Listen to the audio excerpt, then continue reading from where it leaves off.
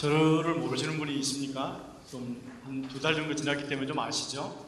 오늘 이제 목사님이 타코마로 이렇게 집회 인도하러 가셨고, 저는 베타로 나왔습니다. 베타로 나오고, 하나는 청년부 담당을 하고 있는 목사이기 때문에 한번 인사를 드리라는 의미에서 이제 설교를 전합니다.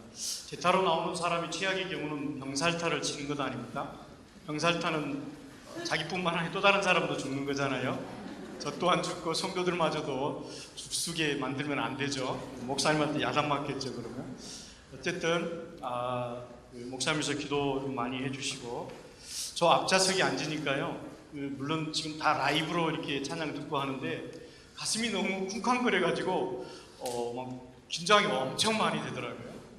혹시 이렇게 예배 때 졸리시거나 그런 분은 찬양대 한번 서보시면 참 좋을 것 같습니다. 네.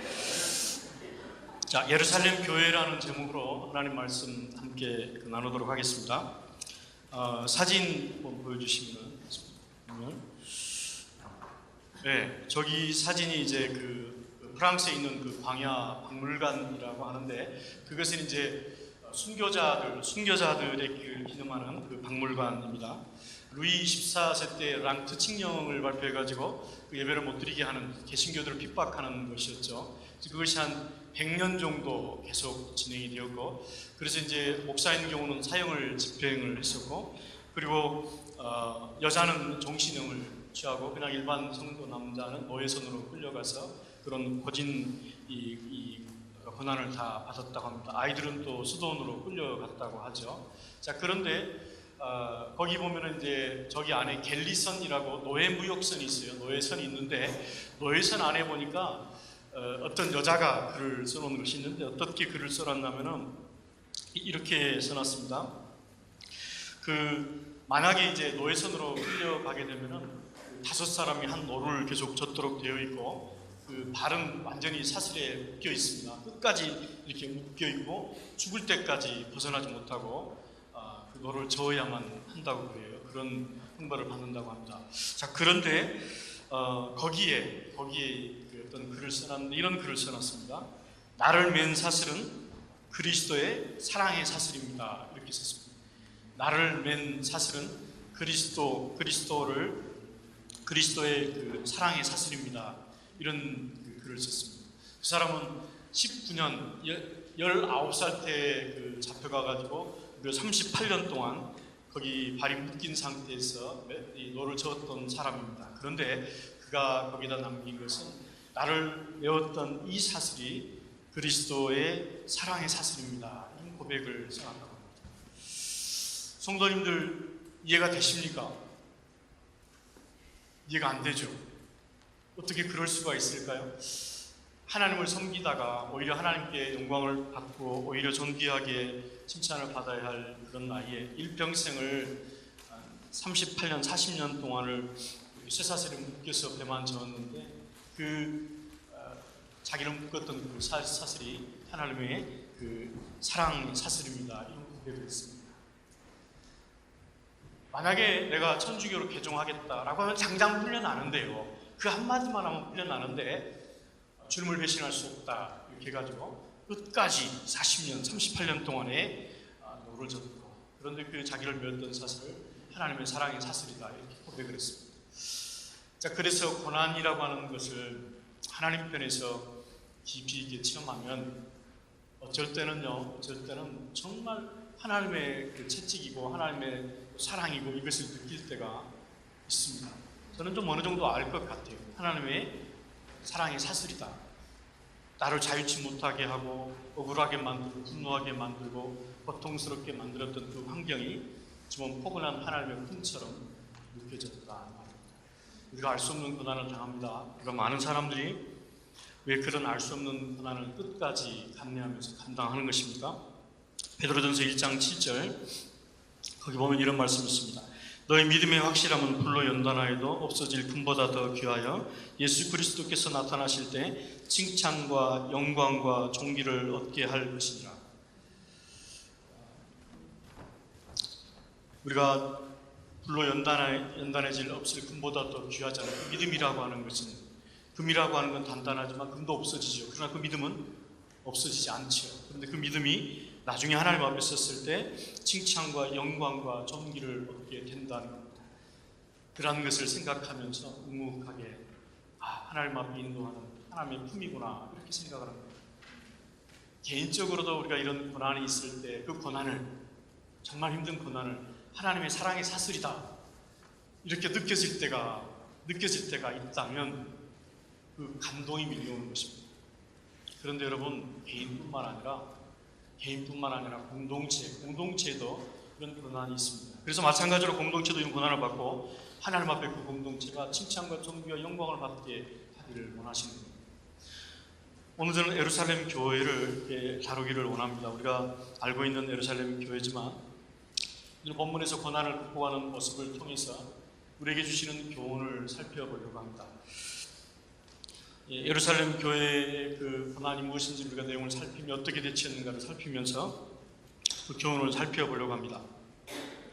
자, 우리가 잘 알듯이 사도행전은 성령의 행전이라고 합니다. 성령의 행전이라고 하죠. 사도들의 전도하는 행위들, 액트가 아니라 엄밀히 말하면 성령의 행전이라고 그러죠. 오늘날에는 사도행전 29장을 기록하고 있다 이런 말을 하죠. 자, 그런데 동시에 우리가 알아야 할 것은 그 성령의 행전인데 그 하나님의 사역을 방해하는 간악한 사탄의 세력이 끝까지 이를 저항하고 있다라고 하는 것을 우리는 계속해서 사도행전에서 볼 수가 있습니다. 오늘 본문의 내용을 간단하게 우리가 한번 보면은 헬라파 유대인들이 그 구제 대상에서 빠지게 됩니다. 그것 때문에 불만, 원망을 하게 됐다라고 그러죠. 이 말을 듣고 사도들이 다 모아놓고 우리가 그 말씀과 기도에 전무하는 일, 그것을 놔두고 이런 구제하는 일에만 하는 것은 옳지 않다 이런 이야기를 합니다. 그러면서 동시에 일곱 집사를 이렇게 세우도록 그렇게 권면을 합니다. 그리고 일곱 집사를 세우고 나서 모두가 기뻐합니다. 그래서 말씀이 점점 왕성해져서 제자의 수가 더 심히 많아졌다 이렇게 표현을 하고 있는데 6장 1절을 보시면은요, 그때 저기는 기록 안 했는데 제가 잠시만 읽어드리면 그때 제자가 더 많아졌는데 라고 6장 1절을 기록하는데 6장 마지막 7절에 보면은요 어떻게 말하냐면 제자의 수가 더 심히 많아지고 이런 말을 합니다. 1절에는 뭐라고 말했다고요? 제자가 더 많았는데 더 심히 많아지고, 그걸 보면은 사탄이 또한 어떤 그 역사를 방해하려고 예루살렘 교회 성장을 막으려고 했는데 오히려 그것을 역전시켜서 더욱더 크게 부흥하는 모습을 볼 수가 있습니다. 자, 오늘 이런 내용 가운데서 한 두 가지만 살피기를 원합니다. 원래 저도 항상 세 가지를 이야기를 했는데요, 청년부 사역을 하다 보니까 두 가지가 좋더라고요. 빨리 하는 걸 좋아하고 신속하게 하는 걸 좋아하더라고요. 성도님들도 좋죠? 근데 제가 원고를 9장을 썼단 말이에요. 그래서 빨리 끝내려고 되는데 이것도 고무줄처럼 빨리 할 수 있고 느리게 할 수가 있습니다. 잠을 안 자고 준비를 했거든요. 그러니까 기억이 남아있어요. 하다가 잠이 오면 더 길어질 것 같은데요. 은혜가 없으면 성도님들 책임이죠. 기도 안 하신 책임이죠. 이 목이 마른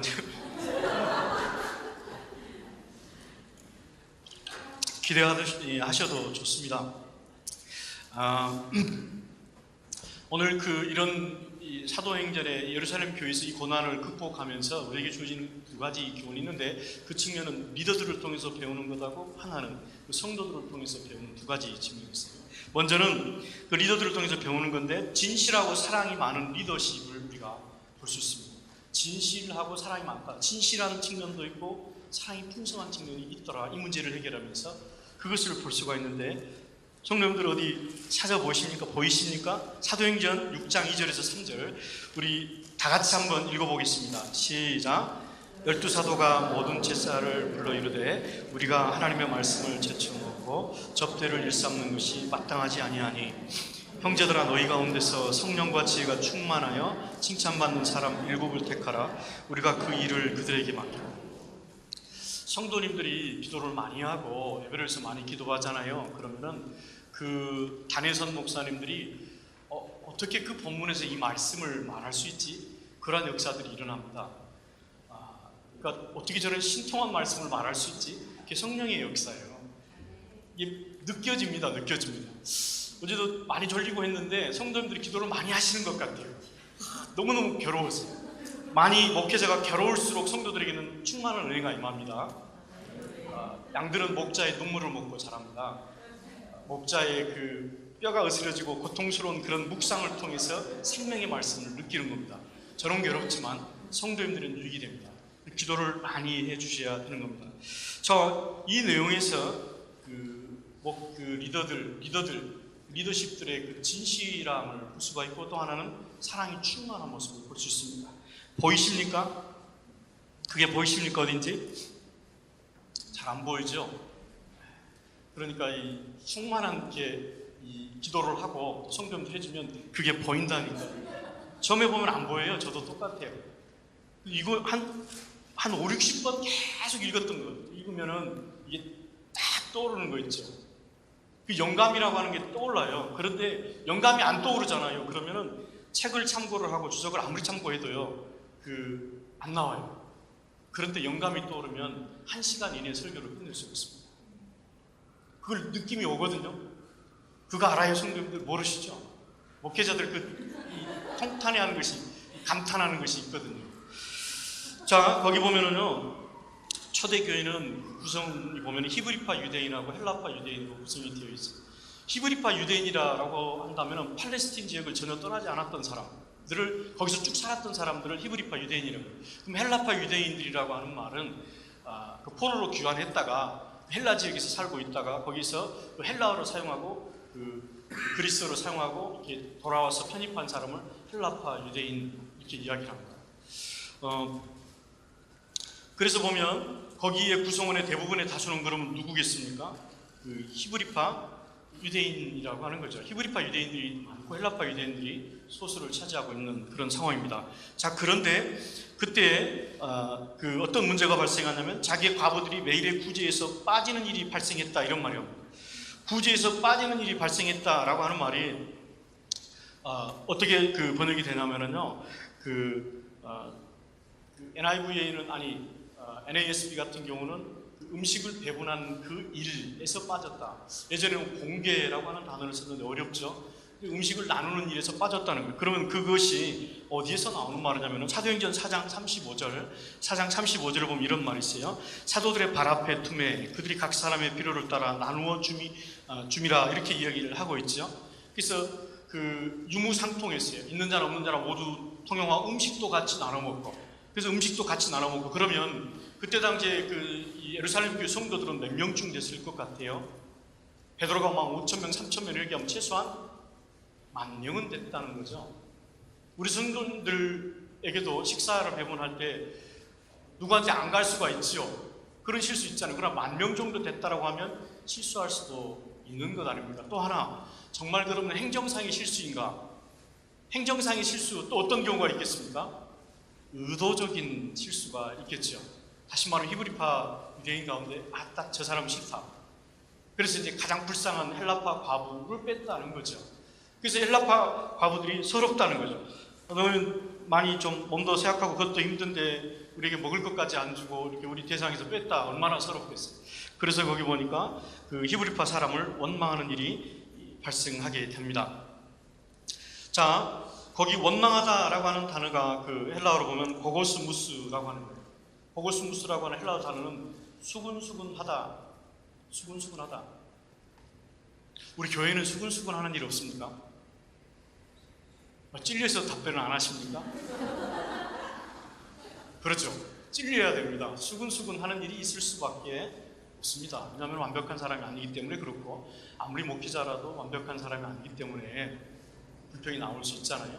수근수근 할 수 있습니다. 완벽하지 않기 때문에 그렇습니다. 자, 이 문제는, 그런데 사도행전 처음에 제가 이야기했던 것처럼 사탄의 방해가 계속적으로 진행된다 그랬죠. 사도행전을 보면은 사탄이 3가지로 공격을 하고 있어요. 사도행전 4장에 보면은 베드로와 요한을 체포해서 매를 때리죠. 40에 감한 매를 39대를 때려서 풀어주죠. 자, 리더들을 체포해서 외부에 핍박하는 방법으로 썼어요. 외부에 핍박했지만 어떻습니까? 능력받는 것을 합당한 것으로 여겼다 그랬고, 가르치기와 그러나 전도하는 것을 쉬지 않았다. 그 뒤에도 계속해서 제자가 증가했다, 이런 말이 나옵니다. 자, 그런데 이 외부의 핍박의 방법이고 두 번째 방법은 그 도덕적 부패를 말합니다. 도덕적 부패. 사탄이 노리는 것은 도덕적인 부패. 우리가 이 한국의 교회를 알듯이 어느 대형 교회 청년들만 2만에서 3만 명 정도 되는 교회에서 목회자가 도덕적인 부패를 저질렀죠. 그래서 매주마다 1000명씩 청년들이 빠져나간 일이 있었습니다. 지금은 목회자를 바꾸었고 새롭게 출발하는데 도덕적 부패, 그것이 치명적입니다. 자, 그런데 오늘 이 5장에서는 어떤 일이 일어납니까? 아나니아 삽비라의 도덕적인 이 부패 사건이 나옵니다. 하나님 앞에 헌금할 것을 어느 정도 감췄다가 드렸기 때문에 베드로 앞에서 참 이렇게 성령을 통해서 이렇게 베드로가 말할 때 죽게 되는 일이 발생합니다. 그러면요, 만약에 10이라고 하는 금액이라면 정직하게 아나니아가 삽비라가 10이라고 하는 재산이 있었는데 제가 연약해서 5만 냈습니다. 그러면 죽지 않았을 거예요. 근데 다 하기로 해놓고 이거 다라고 해놓고 숨겼다는 거죠. 도덕적인 문제로 접근해서 예루살렘 교회를 힘들게 했다는 거예요. 자, 세 번째 사탄의 공격은 분열이라고 하는 거예요. 공동체를 분열시키는 헬라파 유대인, 또 히브리파 유대인 분열시키는 오늘 본문이 세 번째 전략입니다. 이렇게 사탄이 핍박을 하고 또 그 다음에 도덕적인 부패를 가지고 공격을 했지만 넘어지지 않으니까 이제는 직접적으로 공동체를 내분시키는 일을 했다는 겁니다. 자, 그런데 사도들이 이 문제를 어떻게 해결합니까? 그 보시면 12사도가 모든 제자를 불러 이르되 우리가 하나님의 말씀을 제쳐놓고 우리가 라고 표현했죠. 우리가, 다시 말하면 사도들을 포함해서 말합니다. 우리가 지금 제자들한테만 말한 게 아니라 우리가 이 하나님의 말씀을 뒤로 하고 이 접대하는 일, 음식 나누는 일에 온통 신경 쓰다 보면 그것이 옳은 일이 아니라는 거죠. 어찌 보면은 좀 엉뚱한 이야기를 하는 것 같죠. 그런데 하나님의 말씀의 실질적인 것은 말씀과 기도하는 일을 증거해야 함에도 불구하고 그것 때문에 못하게 되는 것입니다. 그런데 사도들이 뭐요? 그런 말합니다. 우리가 하나님의 말씀을 제쳐놓고, 그건 무슨 말을 말하는 거죠? 핵심적인 사도 리더가 성도님, 우리가 잘못했습니다. 말입니다. 리더가 공회 앞에서 공식적으로 인정하는 것입니다. 자기 잘못을 인정하는 것입니다. 쉬운 일입니까? 어려운 일입니다. 어떤 사람은 절대 하지 못합니다. 잘못과 한계가 없는 사람은 아무도 없습니다. 노아도 그랬죠. 12사도도 다 연약했습니다. 그러나 잘못을 인정하면 권위가 상실되고 존경을 잃어버린 것이 아니라 권위가 더 높아지고 또 존경을 받게 됩니다. 리더가 그 일을 정직하게 해야 하는 것입니다. 그래서 사도들은 우리가 하나님의 말씀을 제쳐놓고 접대를 일삼는 것이 마땅하지 아니하다. 잘못했습니다. 저희의 죄입니다. 저희가 잘못했습니다. 라고 이야기를 했다는 것입니다. 잘못 한계를 인정했다는 것입니다. 정직한 저울이 있는 곳에 사람이 모입니다. 잠깐 트릭으로 거짓말할 수 있지만 반드시 대가를 치르게 되어 있는 것입니다. 원칙이 세워질 때 그런 어떤 권위가 형성이 되지만 원칙을 허물 때는 어떻게 됩니까? 그것이 권력이 되는 겁니다. 리더가 잘못 나가는 거죠. 어쨌든 많은 사람들 앞에서 그 리더들이 자기의 잘못을 인정했다라고 하는 겁니다. 두 번째, 그들이 사랑이 많았다라고 하는 측면은 어디서 볼 수 있습니까? 또 제가 부분을 다시 읽어드립니다. 우리가 하나님의 말씀을 제쳐놓고 접대를 일삼는 것이 마땅하지 아니하니 형제들아 너희 가운데 성령과 지혜가 충만하여 3절에 보면은요 형제들아라고 하는 단어가 나옵니다. 이 단어가 어떤 의미가 있습니까? 형제들아, 갑자기 형제들아 이 말합니다. 여러분, 사도들이 형제들아 이런 말합니다. 지금 헬라파 유대인하고 히브리파 유대인들이 이 분열의 징조를 보이면서 감정적인 고조가 높아져 있는데 그들을 향해서 히브리파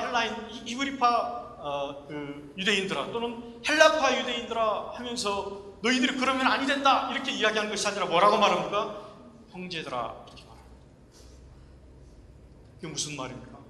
소름 돋는 말 아닙니까? 너희들이 연약하고 비록 실수했다고 하자, 아니 고의로 했다고 하자, 그러나 너희는 우리의 형제다 이런 말입니다. 사도들이 대단하죠. 리더들이 대단하지. 그들이 연약하고 어리석은 부분을 덮어줍니다. 형제들아, 우리는 예수 그리스도의 피로 한 가족이 됐다. 양자된 자들 아니야.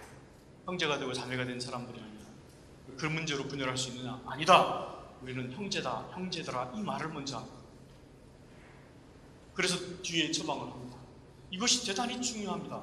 아무리 연약하고 부족하고 할지라도 그 사람은 주님 안에서 한 형제라고 하는 것입니다.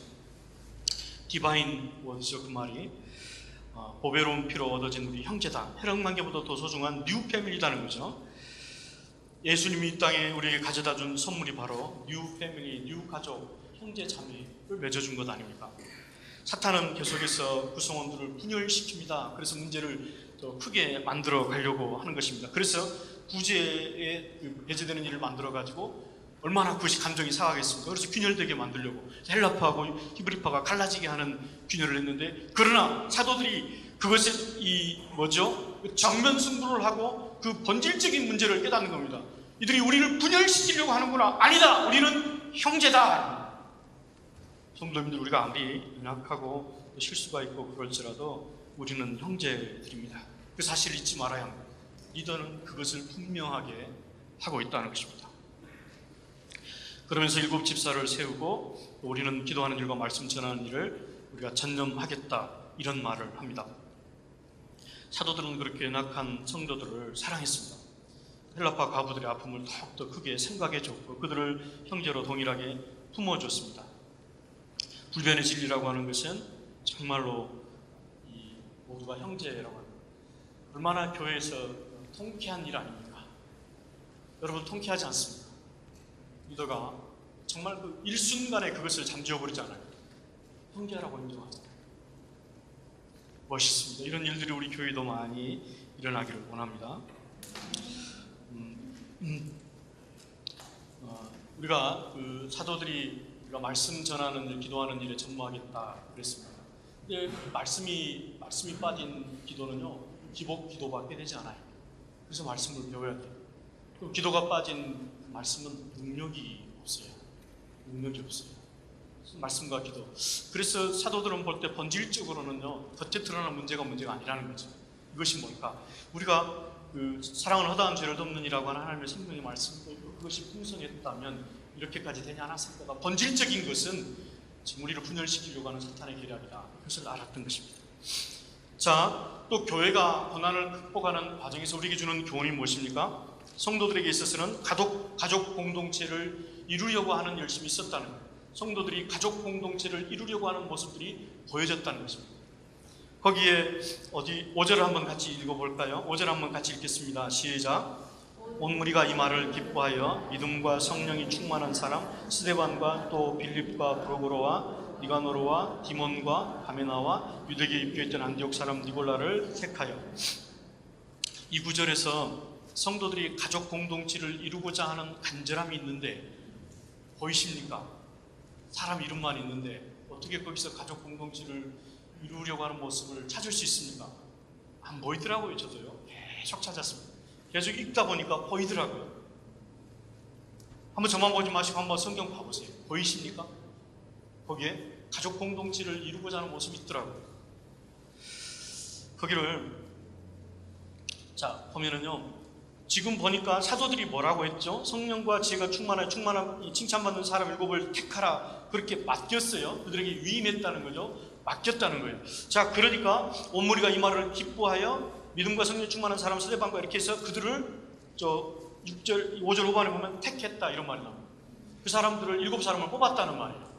뽑았는데 그 사람들을 면밀히 한번 읽어봤어요. 계속 이름을 보고 읽어보니까 2가지 특이한 특징이 보이더라고요. 첫 번째는 모두 다 뭡니까? 모두 다 뭐죠?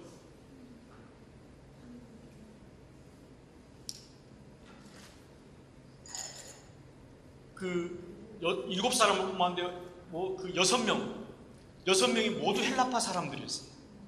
헬라파식 이름으로 되어 있어요. 한국 사람이 미국식 이름으로 지었는 거 봤습니까? 여기서는 그렇게 짓긴 하죠. 그렇긴 하지만 원칙적으로는 헬라파 이름으로 지어졌다고 하는 뭐죠? 모두 다 헬라파 유대인이다, 이런 말입니다. 구성원의 대부분이 누구라고 그랬습니까? 히브리파. 통쾌한 일 아닙니까? 그저 우리 선거를 했습니다. 선거를 했는데요. 우리 교회는 그렇지 않잖아요. 그런데요, 얼마나 정치적으로 선거를 합니까?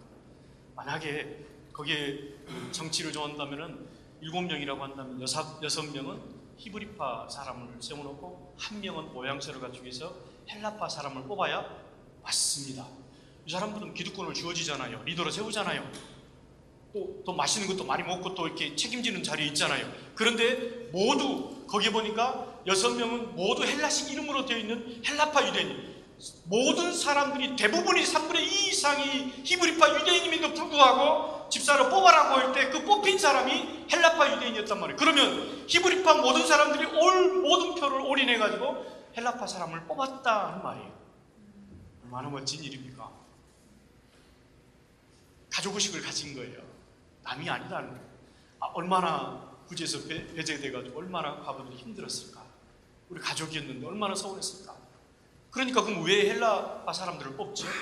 헬라어에 능통하고 헬라 문화를 잘 알기 때문에 그 사람들이 그 소홀히 됐던 그 헬라파 사람들을 도울 수 있기 때문에 아주 단순하면서도 가족이라는 생각 가지고 모두 다 몰표를 주어서 헬라파 사람을 뽑았다라고 하는 말이에요. 할렐루야. 현실을 응가하잖아요. 현실에서 볼 수 없는 모습이잖아요. 정말 하나님 교회다운 모습 아닙니까? 통쾌한 모습 아닙니까? 또 하나의 특징은 뭡니까? 거기 보면은 다른 사람들은 다 이름만 됐는데 한 사람은 출신지를 말합니다. 거기 보면은요, 마지막에 유대교에 입교했던 안디옥 사람 니골라를 택하여. 안디옥 사람 니골라를 택하여. 안디옥 교회는요, 대부분 이방인들로 구성이 되어 있습니다. 자, 그런데 안디옥 사람 니골라를 택했다, 이방인인데 그 사람이 어떻게 유대인 모임에 들어옵니까? 유대인에 됐습니까?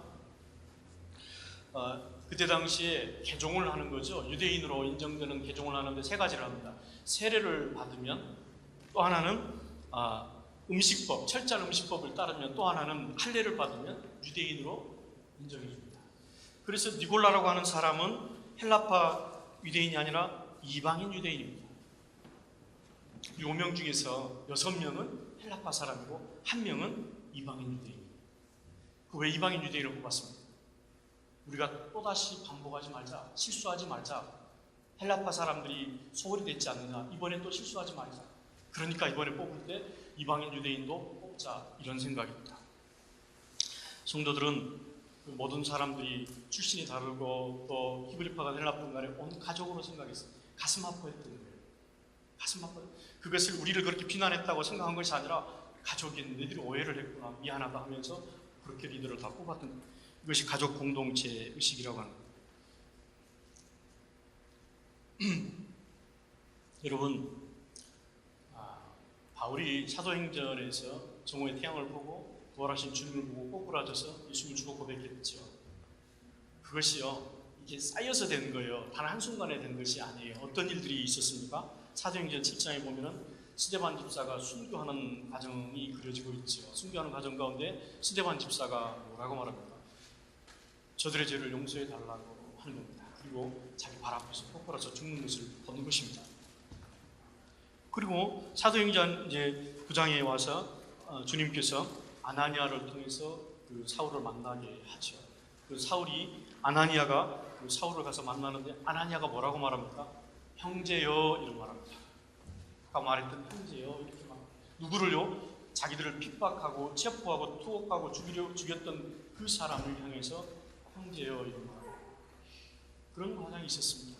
가족으로 받아들이는 과정이 있었습니다. 그래서 바울이 사도행전 9장에서 그렇게 참 하나님 앞에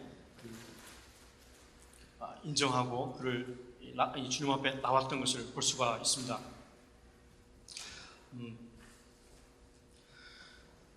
뒤에 또 보면, 우리가 뒤에도 보면 이제 더 자세히 나오는데 사두개인이라고 하는 사람들이 나오죠.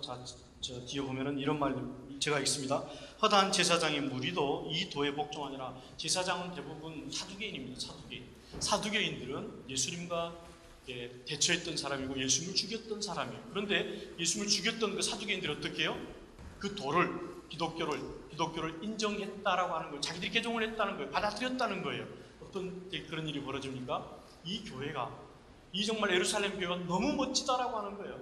그 사람들은 성전을 운영하는 일의 전문가 아닙니까? 행정의 전문가입니다. 그럼에도 불구하고 헬라파 그 과부가 소홀히 됐던 이 문제를 너무 멋지고 통쾌하게 해결하는 것을 볼 수 있습니다. 대단하다. 그리고 형제로 받아들여지는 모습 앞에 감동을 받아서 예수를 죽였던 사두개파 이 제사장들이 이 도를 받아들였다.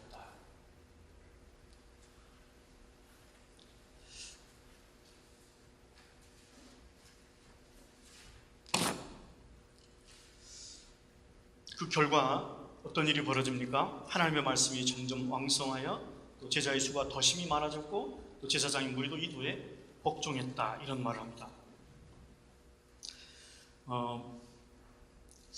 오늘날의 우리 교회에서 교회 성장을 이루려고 하는 많은 사람들이 맥도날드식 그런 프랜차이즈식 이런 사역을 교회에서 추구하려고 합니다. 맥도날드 그러면은 가장 중요한 것이 뭐죠?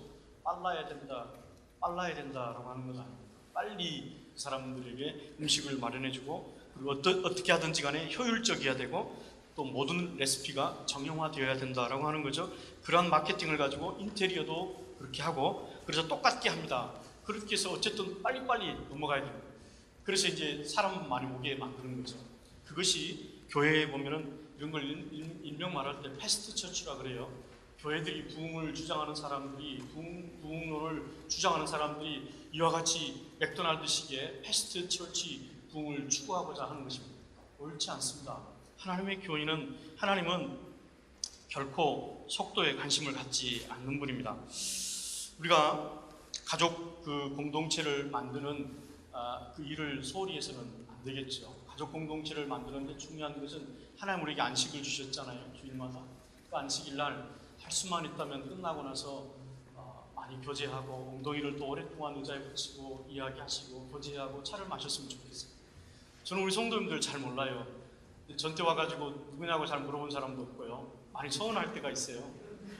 이 청년들하고만 맨날 지내다 보니까 저도 나이가 40대 이제 후반인데요. 근데 맨날 청년들 수준밖에 안 돼요. 근데 여러분 성도님들이 책임이에요. 이야기도 좀 걸어주시고 그래야죠. 차도 한잔 하시고 밥 좀 먹고 이렇게 해야만 되는 것 아닙니까? 데카르트는 나는 생각한다 고로 존재한다 라고 했는데 이것을 우리가 기독교식으로 말하면 나는 욕망한다 고로 존재한다. 기독교인 아닌 사람들은 그런 말을 해야 맞습니다. 욕망을 추구하는 것 아닙니까? 욕망을 더 커갑니다. 그런데 하나님께서는 안식일을 두셔서 그 욕망의 노예가 되지 않도록 멈추게 했잖아요. 느림의 미학을 안식일에 심어놓지 않았습니까? 자기 욕망을 위해서만 살지 않냐고 눈을 들어서 성도를 보게 하는 거고, 어머니가 아이를 젖을 주면서 이렇게 눈빛도 마주보면서 교제하고 나누잖아요. 그래서 우리 성도들이 예배 후에 차 한잔 마시면서 서로 눈빛도 마주면서 그렇게 하면서 어떻게 해요? 교제도 나누고, 내 거를 채우려고 했다면 내 거를 빼면서 이제 더 주고 나누어주고 그러면서 가족이 되는 것 아닙니까? 원래 가족이라고 하는 단어는 식사를 같이 하다 해서 온 단어입니다. 그러니까 우리 성도님들 가족 아닌 분들 많죠? 식사 같이 안 하죠? 큰일 납니다. 식사 반드시 하셔야 돼요. 어원의 뜻이 식사를 같이 하자는 말이에요. 로핑크라고 하는 신학자가 이런 말을 했어요. 오병이어때 기적이 일어나서 떡을 나눠주고 그러니 그 생선을 나눠주고 그럴 때 50명, 100명 단위로 앉혔잖아요. 근데 그 학자가 왜 50명, 100명씩 앉혔을까? 나눠주기 좋게 하기 위함인가? 그렇게 말하지 않았어요. 누구 하나 배불리 먹지 못하거나 또는 배가 고파서 힘들어하는 사람이거나 이런 사람들을 잘 볼 수 있게끔, 눈에 잘 보이게끔 50명, 100명씩 만들었다는 말이에요. 의미가 있는 말입니다. 누가복음 24장 30절, 31절에 또 이런 말씀이 있어요. 그들과 함께 음식 잡수실 때 떡을 가지자 축사하시고 떼어 그들에게 주시니 그들의 눈이 밝아져 그인 줄 알아보더니 예수는 그들에게 보이지 않는다. 엠마오로 가는 동행했던 제자에 대해서 이야기하는데 놀라운 것은요, 엠마오로 향했던 그 제자가 예수님인 줄 몰랐어요. 그런데 언제 알아봤어요? 언제요? 떡을 가지사 축사하시고 떼어 식사하다 보니까 보였다는 거예요. 식사하면 가족이 되는 거예요. 식사하면 같이 하면 가족이 되는 겁니다. 말씀을 다 마쳤습니다. 저도 한 이야기를 해야 될 거예요. 저도 누군지를 소개를 해야 될 것 아닙니까? 여러분 결혼을 하시면, 결혼 안 한 청년들도 있지만은 결혼을 하면은요, 혹시 신랑이 눈물을 흘리는 그 결혼식 보셨습니까?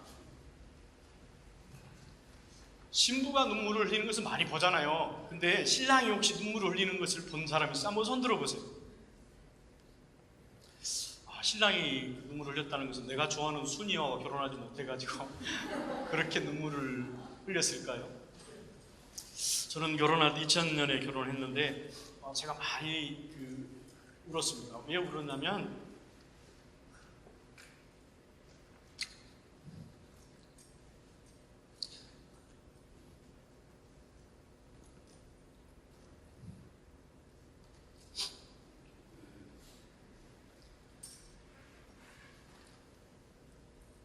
제가 예수님을 알고 난 다음에 가정천국을 나는 이루어야 되겠다 이런 소망이 있었어요. 왜 그런 마음이 있었냐면 아버지는 이미 이제 소천하셨는데 아버님이 상당히 알코올 중독자로 살았어요. 그러니까 어린 시절 그리고 고등학교 때까지 보면 한 달에 한 번, 두 번, 그 정도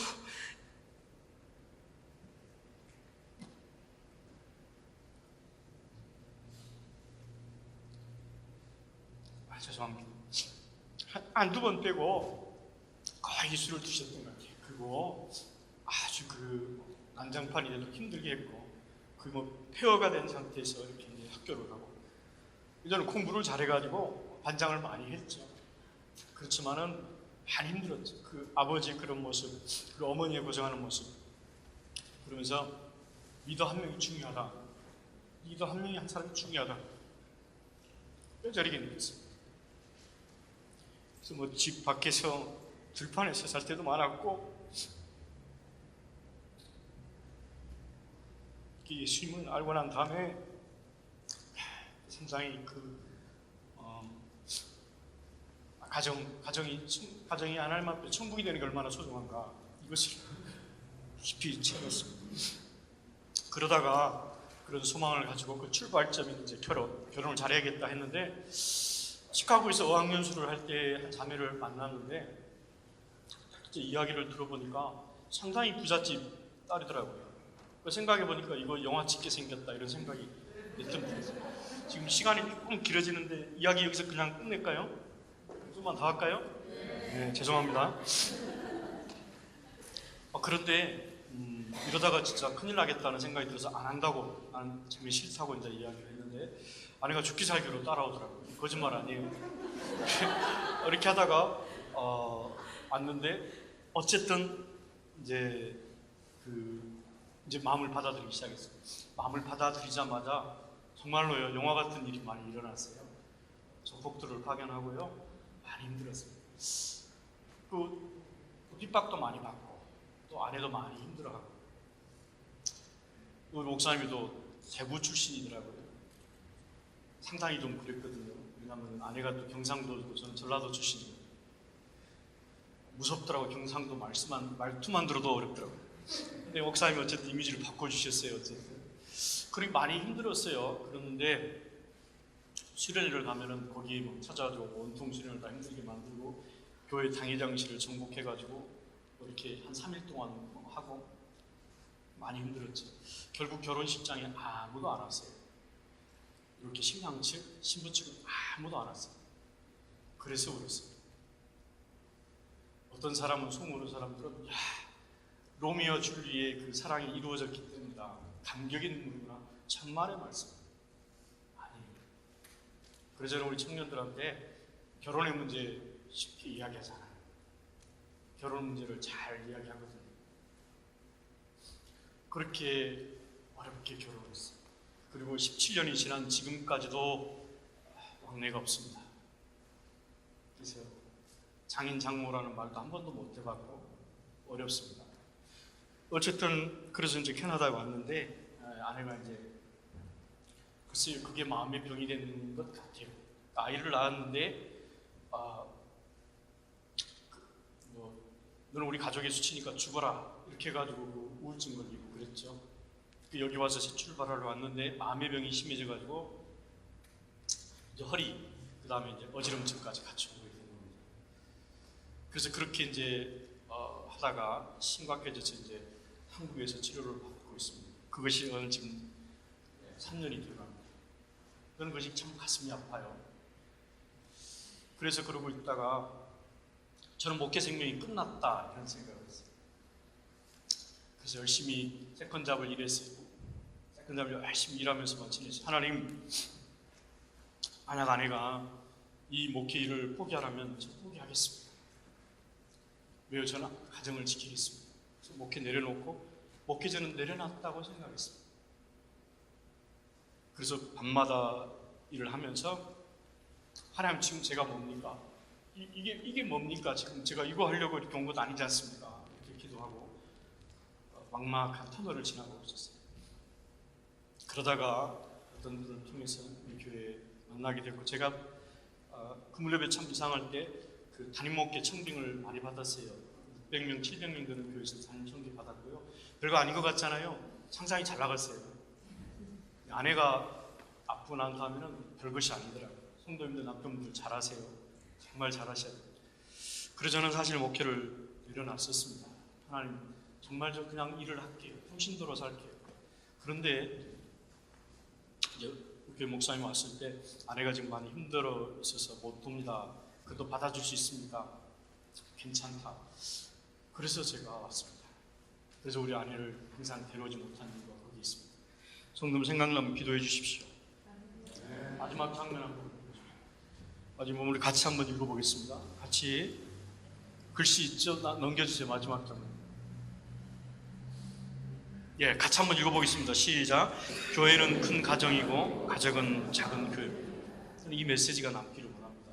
오늘 본문 여러 번 읽으면서 뭘까? 교회는 큰 가정입니다. 가정은 작은 교회입니다. 그러니까 교회에서는 어떻게 되는 거예요? 교회에서는 큰 가정을 만드는 데 노력을 많이, 가정처럼 만들더라고요. 가정과 가족이 되어주는 일을 해야 됩니다. 교회에서. 집에서는 어떻게 됩니까? 교회를 만들어야 됩니다. 거기서 예배 드릴 수 있는 곳으로 만들어야 됩니다. 이것이 예루살렘 교회가 우리에게 주는 메시지입니다. 가족 공동체, 그것을 이루라는 거예요. 기도하겠습니다.